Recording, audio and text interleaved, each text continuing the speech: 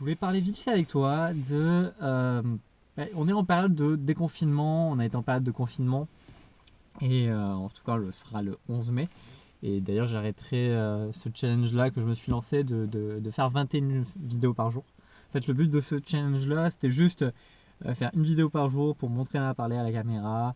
Et peut-être plus tard, soit il y a deux choix, soit je fais en sorte que cette chaîne se transforme au nom de ma société, soit je supprimerai cette chaîne et du coup je recommencerai une nouvelle. Mais là, ce qui est bien, c'est que cette vidéo-là m'a permis de créer des routines et commencer à être un peu plus à l'aise à la vidéo. Ce que je voulais dire, c'est par rapport au changement. Alors, on peut parler très longtemps sur les changements, sur le fait d'avoir peur des changements, etc. etc. Mais moi, le seul truc, parce que plutôt que de lire tout ce que disent les autres, euh, moi, le seul truc que j'ai envie de te dire, c'est que souvent, le changement, quand on a peur du changement, il y a une des raisons qui peut être la cause, c'est le fait de ne pas être habitué au changement. C'est-à-dire quoi? C'est-à-dire que souvent, dans tout ce qu'on fait, on a des routines et on est limite programmé comme des robots à faire certaines choses.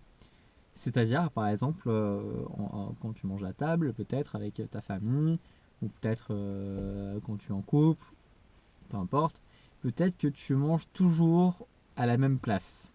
Peut-être qu'au boulot, au travail, tu es toujours au même siège. Et c'est dommage parce que du coup, on a été programmé un peu comme ça par rapport au lycée, etc. Il y a toujours eu une logique et que telle personne devait être à tel endroit. Et c'est bien parce que du coup, tu t'habitues au début à avoir une certaine zone de confort. Le souci après, c'est que ton cerveau, il s'adapte pas forcément au changement. Pour lui, le changement, ça le perturbe. Et il est dans une zone d'inconfort en fait. Et il aime pas trop ça. Et du coup, ce juste petit truc de changer de place, c'est une zone d'inconfort et c'est pas agréable pour lui. Bah du coup, quand c'est une zone d'inconfort qui est beaucoup plus grande, ça devient plus difficile. Donc des fois en fait, travailler sur sa zone de confort et être plus à l'aise au changement, c'est des fois passer par des petites choses. Petites choses. Après, je dis pas que le changement peut être difficile justement et que ça peut être très compliqué aussi, certains changements aussi.